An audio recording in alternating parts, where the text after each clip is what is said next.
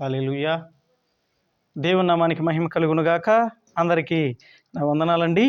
మరి ఈరోజు దేవుని యొక్క ఉన్నతమైన మాట, నా కుమారుడా యెహోవాను గణపరచుము, రాజును గణపరచుము, అలాగూ చేయని వారి జోలికి పోకుము.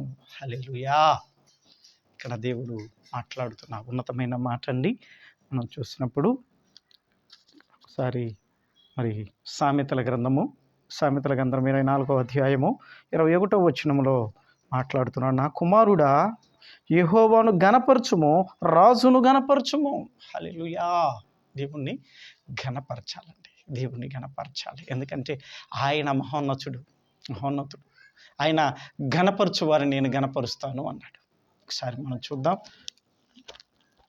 మరి ఒకసారి మనం చూసినప్పుడు సమూయేలు, మొదటి సమూయేలు 2వ అధ్యాయము 30వ వచనం, చివరి వచనం చూడండి. 30వ వచనంలో చివరి వచనం, యెహోవా వాక్కు ఏదనగా నన్ను గణపరచు వారిని నేను గణపరిచెదను. హల్లెలూయా. దేవుణ్ణి గణపరిస్తే ఆయన మనల్ని గణపరుస్తాడు. నన్ను గణపరిచేవాడిని నేను గణపరుస్తాను అంటున్నాడు. ఆయన స్తుతించి ఆరాధించి కొనియాడితే మనకి ఎంతో ఆశీర్వాదం. అందుకే ఇక్కడ మాట్లాడుతున్నాడు, నా కుమారుడా యెహోవాను గణపరచు, రాజును గణపరచుము, అలాగూ చేయని వారి జోలికి పోకుము. అలాగా చేయని వారి జోలికి పోబాకు. యెహోవాని గణపరిచేవారు, దేవుణ్ణి మరి కొనియాడేవారు, దేవుని మహిమపరిచే వాళ్ళతో సహవాసం చేయి, వాళ్ళ జోలికి పో. అంతేకాని దేవుని గణపరచని వాళ్ళ జోలికి పోమాకు. ఎందుకంటే మరి నాయన దేవుని యొక్క చిత్తము ప్రణాళిక తెలియని వారు మరి లోక సంబంధంగా ఉంటారు కాబట్టి ఇక్కడ దేవుడు మాట్లాడుతున్నాడు అనమాట. ఈ మాట మాట్లాడుతున్నాడంటే నీవు గణపరచు, అలాగూ చేయని వారి జోలికి పోకుము. ఎలాగంటే నా కుమారుడా యెహోవాను గణపరచుము, రాజును గణపరచుము. అలాగ చేయని వారి జోలికి పోకుము. ఆయన గణపరచకుండా ఉండే వాళ్ళ జోలికి పోకూడదు.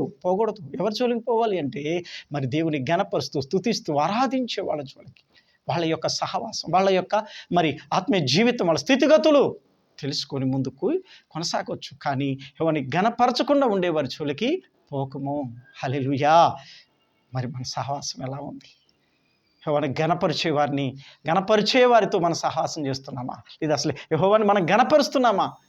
అలాగే గణపరిచే వారితో మనం సహవాసం చేస్తున్నామా లేదా? ఒకసారి మనం పరిశీలించుకోవాల్సిన వారమై ఉన్నాం. మనం గణపరచాలండి. గణపరిస్తేనే ఆశీర్వదిస్తాడు. ఎందుకంటే ఆయన భూమి ఆకాశాలను సృజించిన దేవుడు. అందుకే ఇశ్రాయేలీయుల స్తుతుల పైన ఆసీనుడు. ఆయన ఎవరయ్యా? ఇశ్రాయేలీయుల స్తుతుల పైన ఆసీనుడు.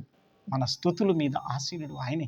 ఎందుకంటే మనల్ని సృష్టించినవాడు, మనల్ని నిర్మించినవాడు, మనల్ని మరి ఆయన చిత్తము చొప్పున, ఆయన యొక్క ప్రణాళిక చొప్పున మనల్ని నిర్మించి, మనల్ని సృష్టించి, మనల్ని లోకానికి తీసుకొచ్చిన వాడు ఆయన. కాబట్టి ఆయన గణపరచుట ఎంతో మంచిది. యెహోవాను గణపరచుడి, ఆయన నామాన్ని గణపరచుడి. ఆయన గణపరచాలి, ఆయన స్తుతించాలి, ఆరాధించాలి. ఆయన పూజార్హుడు, ఆయన స్తుతికి పాత్రుడు, స్తోత్రార్హుడు. ఎందుకంటే సృష్టిని సృష్టించిన వాడు, భూమి ఆకాశంలో సృష్టించాడు, దృశ్యాలను కలగజేశాడు, సమస్తాన్ని నిర్మించాడు. ఆ రోజు మరి ఆదిలో మనం చూస్తూ ఉన్నాం కదా, నేల మట్టితో యెహోవా నరులను నిర్మించి నాశకారంధ్రములో జీవాయువు నరుడు జీవాత్మయ్యాడు. మరి ఆదికాండం 2వ అధ్యాయం 7వ వచనములో అలాగా అది మొదలుకొని సమస్తము ఈ రోజు దాకా ప్రతి ఒక్కరిని కూడా ఆయన స్వహస్తాలతో చేస్తూ ఉన్నాడు. సమస్తము నిర్మించాడు. మరి ఆ రోజులు మరి సృష్టిని సృష్టించాడు, దృశ్యాలను సమస్తాన్ని నిర్మించాడు. మరి ఆయన గణపరచాలి. మన జీవితము, మన యొక్క జీవిత కాలం అంతా కూడా వాడిని గణపరచుట ఎంతో మంచిది.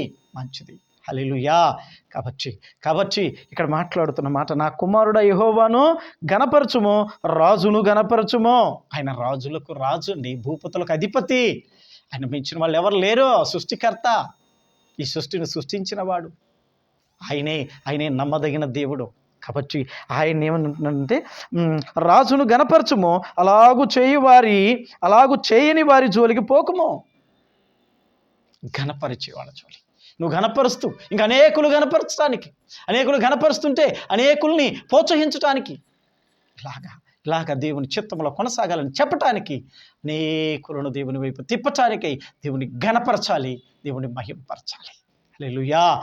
మనం ఈరోజు అలాగే చేస్తున్నావా? దేవుని ఘనపరిచే వారికి నిత్యము దేవుణ్ణి స్తుతించి ఆరాధించి ఘనపరుస్తూ మనకి ఎన్ని కష్టాలు ఉన్నా, ఎన్ని ఇరుకులు ఉన్నా, ఎన్ని ఇబ్బందులు ఉన్నా మనం దేవుని ఘనపరుస్తున్నామా?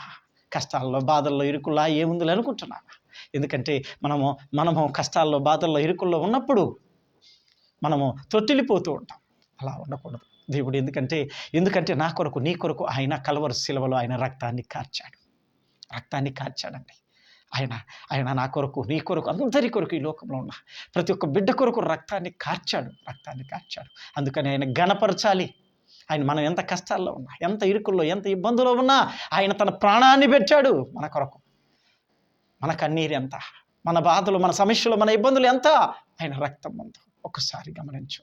దేవుని ఘనపరచు, దేవుని స్తుతించు, కొనియాడు, ప్రార్థన వాక్యముతో నీ జీవితాన్ని దేవునికి అర్పించి దేవుని యొక్క చిత్తములో కొనసాగు. దేవుడు నిన్ను దీవించి ఆశీర్వదించునుగాక. ఆమేన్. దేవునికి మహిమ కలుగునుగాక.